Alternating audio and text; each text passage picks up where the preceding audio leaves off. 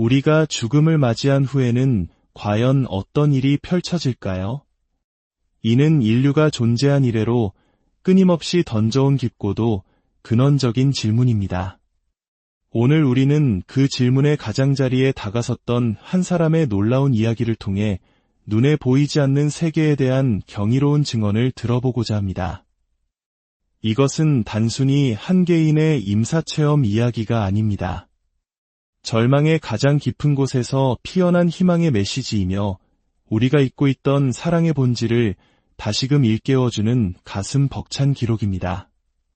본격적으로 이 깊은 이야기에 귀 기울이기 전에 잠시 시간을 내어 저희 채널을 구독하고 이 희망의 메시지를 주변에 공유해 주신다면 하나님의 크신 은혜와 평강이 당신과 당신의 가정에 늘 함께 하시기를 기도하겠습니다. 여러분의 작은 행동이 누군가에게는 큰 위로와 빛이 될 수 있습니다. 이야기는 아주 사소한 목감기에서 시작되었습니다. 내슈빌에 사는 자녀와 손주들을 만나고 돌아온 에이미는 비행기에서 올마온 흔한 감기련이 대수롭지 않게 여겼습니다. 한국의 우리들도 명절에 가족들을 만나고 돌아온 후 몸살을 앓는 경우가 흔한 것처럼 그녀 역시 가족과의 행복한 시간을 보낸 뒤 찾아온 작은 피로감이라 생각했습니다. 하지만 일주일이 지나도록 증상은 나아지지 않았고 오히려 점점 악화되었습니다. 열이 섭씨 40도를 넘나들자 그녀는 무언가 심각하게 잘못되었음을 직감하고 병원으로 향했습니다.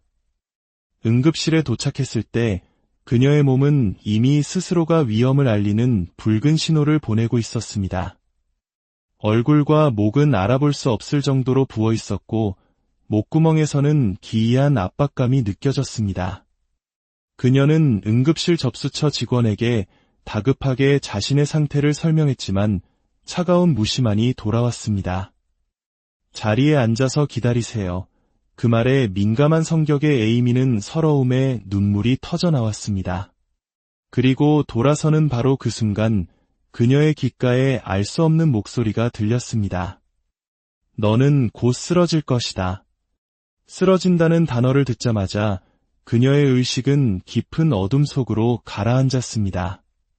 다음에 그녀가 기억하는 것은 의사들이 그녀를 둘러싸고 다급하게 이야기하는 장면이었습니다. 목에 생긴 농양이 기도를 막아 즉시 응급수술을 해야 한다는 것이었습니다. 그리고 청천벽력 같은 진단이 이어졌습니다. 폐혈증. 에이미에게 폐혈증은 단순한 병명이 아니었습니다. 그것은 그녀의 삶에 깊이 새겨진 비극의 다른 이름이었습니다. 그녀가 10살 때 30살의 젊은 나이였던 그녀의 친어머니가 바로 폐혈성 쇼크로 세상을 떠났기 때문입니다. 어머니와 같은 병, 같은 위기 상황에 처했다는 사실이 그녀의 마음을 공포로 올감했습니다. 수술실로 실려가는 동안 그녀는 마지막 힘을 다해 기도했습니다. 하나님, 이겨낼 수 있게 해주세요. 괜찮을 거예요. 마취과 의사가 얼굴에 마스크를 씌우고 숫자를 거꾸로 세어보라고 말했습니다. 1, 2, 그리고 다음 순간 그녀가 눈을 떴을 때 그곳은 병원이 아니었습니다. 그녀는 천국에 있었습니다. 혼란스러웠지만 그곳에 계신 분이 누구인지는 즉시 알 수 있었습니다. 예수님을 아는 사람은 그분을 보면 단번에 알아볼 수 있습니다. 그분은 바로 예수님이셨습니다. 모든 것이 너무나 순식간에 일어났기에 혼란스러운 마음과 그분을 알아보는 알미 공존하는 기묘한 상태였습니다. 예수님은 마치 낯선 곳에 도착한 손님을 배려하는 신사처럼 제가 새로운 환경에 적응할 시간을 주시려는 듯 한쪽에 부드럽게 서 계셨습니다. 놀랍게도 저를 평생 괴롭히던 관절염의 고통이 조금도 느껴지지 않았습니다. 만성적인 통증을 알아본 분이라면 이것이 얼마나 큰 해방감인지 아실 겁니다. 몸은 깃털처럼 가벼웠고 세상의 시간이라는 굴레에서 완전히 벗어난 듯한 자유로움을 느꼈습니다. 우리가 사는 세상에서는 모든 것이 시간의 흐름에 쫓기지만 그곳은 영원이라는 시간 속에 존재하는 듯했습니다. 서두를 필요도 무언가를 해야 한다는 압박감도 없는 말로 다 표현할 수 없는 완전한 자유였습니다. 그때 예수님께서 제게 다가오셨습니다. 처음 그분의 모습은 형체가 없는 눈부시게 밝은 빛 그 자체였습니다. 나는 세상의 빛이라 하신 말씀처럼 그분은 순수한 빛의 존재로 나타나셨습니다. 우리가 햇빛을 정면으로 보면 눈이 아픈 것과는 달리 그 빛은 너무나 아름답고 평온해서 계속 바라보고 싶을 정도였습니다. 그리고 그분과의 소통이 시작되었습니다. 그것은 입으로 하는 대화가 아니었습니다. 텔레파시처럼 혹은 그보다 더 깊은 차원에서 그분의 생각이, 그분의 마음이 제게 고스란히 전해졌습니다. 우리는 마치 하나가 된 것처럼 수많은 생각과 감정을 나누었습니다. 그 순간 그분의 사랑이 제 안으로 쏟아져 들어오기 시작했습니다.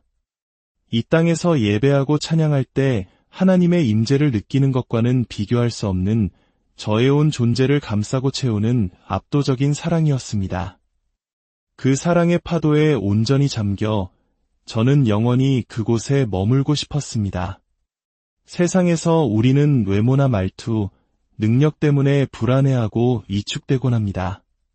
하지만 그곳에는 어떤 부정적인 감정도 없었습니다. 저는 있는 모습 그대로 완벽하게 수용받았고 사랑받고 있었습니다. 매일같이 그 순간으로 돌아가기를 갈망할 만큼 그 사랑은 제 평생 경험해보지 못한 가장 위대한 것이었습니다. 심지어 제가 목숨보다 사랑하는 자녀와 손주들 생각조차 나지 않을 만큼 저는 마침내 진정한 집에 돌아온 평안과 충만함에 휩싸였습니다. 그 사랑의 파동 속에서 저의 영은 그분의 영 주위를 맴돌며 마치 춤을 추는 듯했습니다. 그것이 제가 그분께 드리는 포옹이었습니다.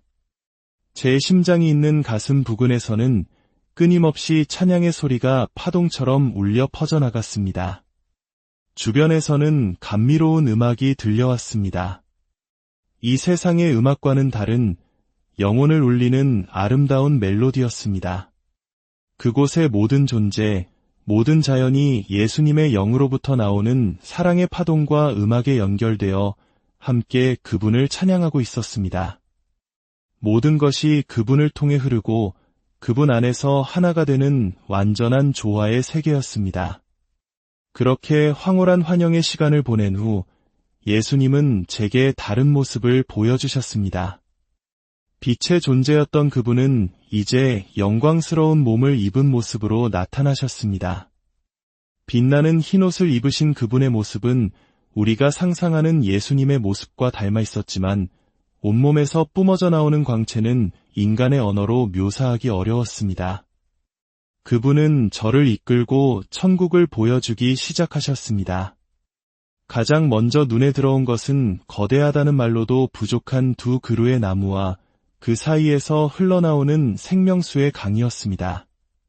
그 강은 우리가 아는 물과는 다른 빛나는 액체로 이루어져 있었고 그 흐름 속에는 생명과 소통의 파동이 담겨 있었습니다.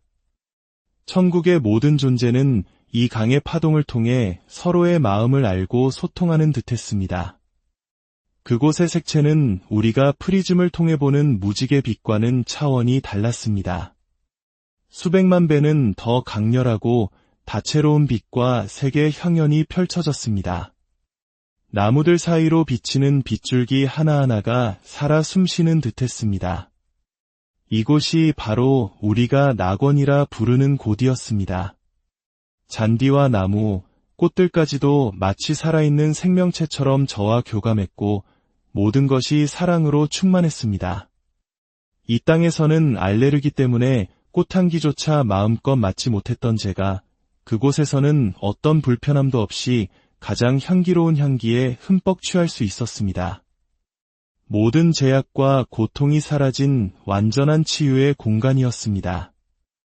천사들의 모습 또한 우리가 흔히 상상하는 날개 달린 사람의 모습이 아니었습니다. 온몸에 눈이 달린 존재, 바퀴 안에 바퀴가 있는 듯한 오파님과 같은 형상의 존재들이 있었습니다. 그들의 몸은 투명하게 흐르는 듯한 물질로 이루어져 있었고 예수님의 빛을 받아 형형색색의 광선을 뿜어냈습니다. 그렇게 천국의 아름다움의 넋을 잃고 있을 때 예수님께서 제 오른편을 보라고 하셨습니다. 그곳에는 아름다운 황금빛을 내는 공 모양의 천사들이 모여 있었습니다. 나중에 알게 된 사실이지만 그들은 하나님의 기적과 응답된 기도를 세상에 전하는 역품 천사들이었습니다. 그 천사들이 제게 다가올 때 저는 그들 가운데서 너무나 익숙하고 그리운 기운을 느꼈습니다. 아직 모습은 보이지 않았지만 저는 직감적으로 알 수 있었습니다. 바로 제 어머니였습니다.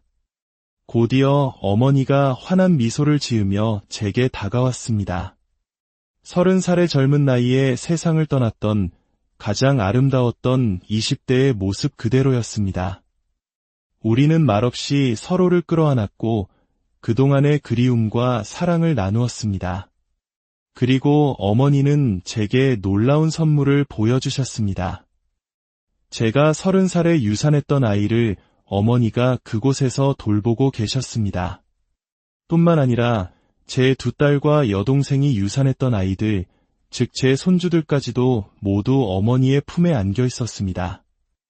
예수님은 마치 자애로운 아버지처럼 한 걸음 물러서서 저희 모녀의 재회를 사랑스럽게 지켜보고 계셨습니다. 그것은 제가 받은 가장 큰 위로이자 선물이었습니다. 그 감격적인 만남이 끝난 후 예수님은 저를 다른 곳으로 이끄셨습니다. 그곳은 2번째 하늘이라 불리는 영역이었습니다.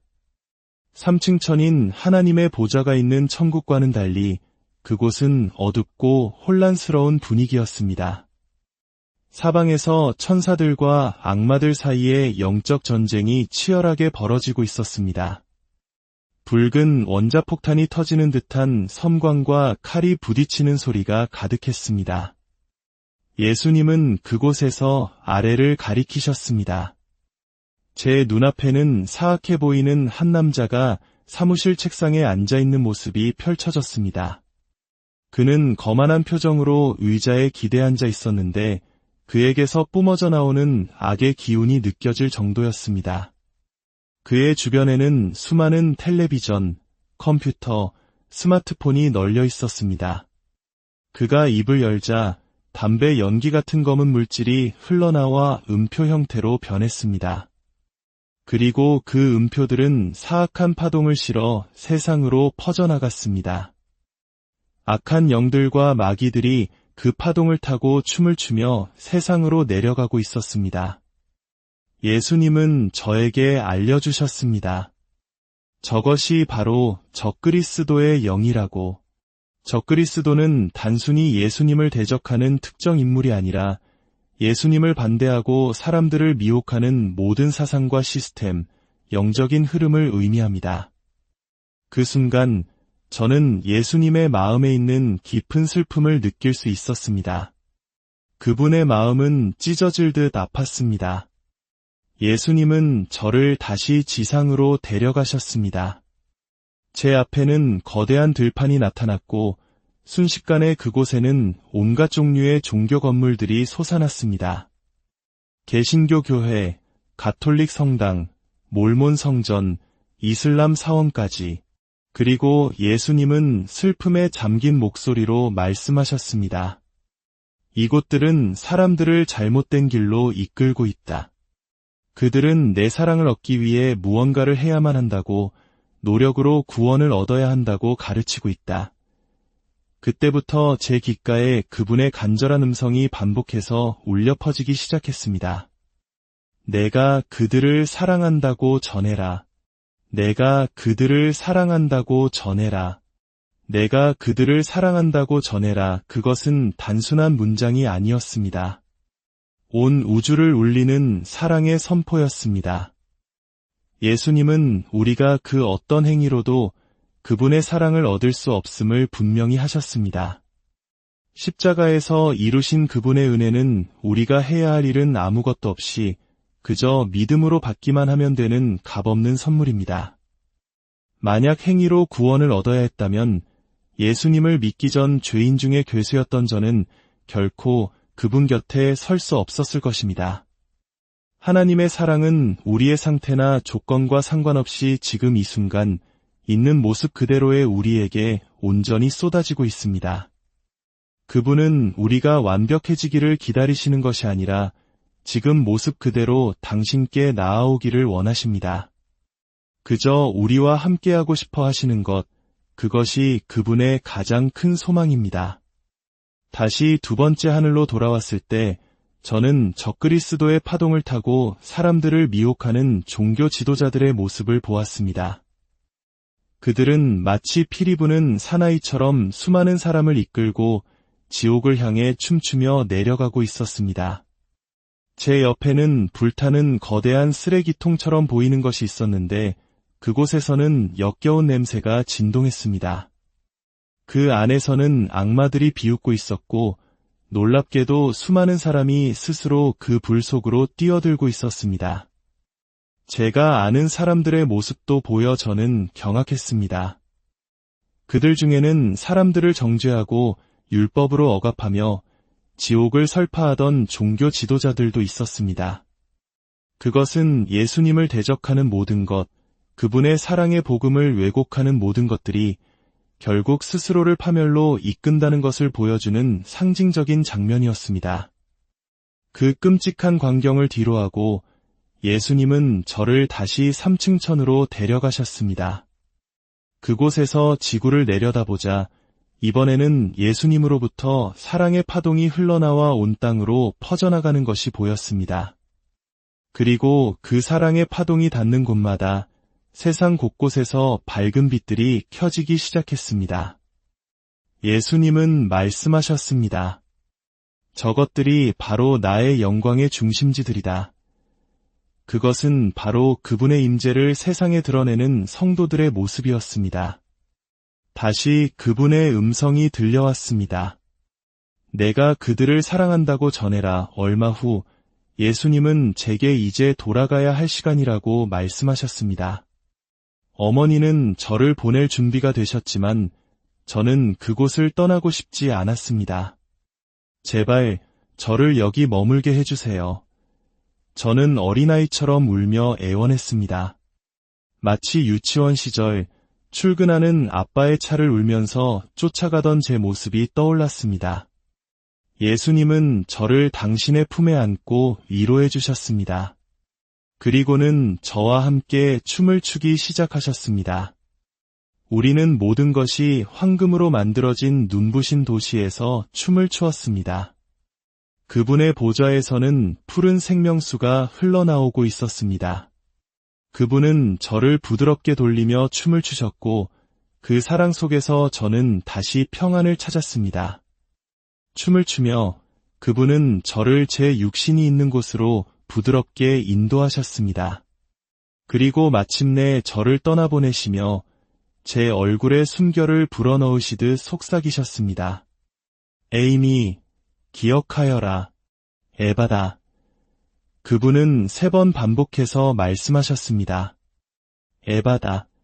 그리고 점점 멀어지는 그분의 모습을 마지막으로 저는 제 육신 안에서 다시 깨어났습니다. 가족들의 목소리가 들렸지만 몸을 움직일 수는 없었습니다. 인공호흡기에 의지한 채 혼수 상태에 빠져 있었지만 제 영혼은 모든 것을 듣고 있었습니다. 나중에 기도와 묵상을 통해 에바다라는 단어가 제게는 놀라운 시작을 위해 열리다라는 의미로 다가왔습니다. 실제로 아람어에 능통한 분들은 이 단어가 마가복음 7장에서 예수님께서 기먹고 말 더듬는 사람을 고치실 때 하신 말씀으로 열려라라는 뜻이라고 알려주었습니다. 천국을 경험하기 전 저는 과거의 끔찍한 학대의 기억으로 인해 심각한 불안장애와 두려움에 시달렸습니다. 집 밖을 나서는 것조차 어려워 대부분의 시간을 집에서만 보냈습니다. 하지만 천국에서 그분의 완전한 사랑을 경험한 후 제 안에 있던 모든 두려움은 눈 녹듯 사라졌습니다. 그분의 사랑이 저를 올가매던 두려움의 영을 완전히 내쫓은 것입니다. 저는 육체적으로 힘든 회복 과정을 거쳐야 했지만 영적으로는 완전히 새로운 사람으로 태어났습니다. 에바다, 그것은 제 삶에 주어진 새로운 시작의 선포였습니다. 오늘 이 이야기가 여러분 각자의 마음속에 깊은 울림을 주었기를 바랍니다. 마지막으로 여러분을 위해 기도하고 싶습니다. 사랑의 하나님, 오늘 이야기를 듣는 모든 이들의 마음속에 당신의 사랑의 파동이 흘러 들어가게 하옵소서. 세상의 어떤 것으로도 채울 수 없었던 마음의 공허함이 오직 당신의 사랑으로만 채워질 수 있음을 깨닫게 하여 주시옵소서. 당신의 사랑을 얻기 위해 우리가 해야 할 일은 아무것도 없으며 십자가에서 이루신 은혜가 값없이 주어진 선물임을 믿음으로 받게 하옵소서. 악한 영이 다가와 오늘 받은 은혜와 감동을 빼앗으려 할 때 당신의 거룩한 천사들을 보내시어 우리를 지켜주시고 모든 두려움에서 자유롭게 하여 주시옵소서. 우리 주 예수 그리스도의 이름으로 기도드립니다. 아멘. 이 이야기는 한 사람의 특별한 경험이지만 그 안에 담긴 메시지는 우리 모두를 향한 것입니다. 하나님은 우리를 사랑하십니다. 그 사실을 기억하는 것만으로도 우리의 삶은 새로운 시작을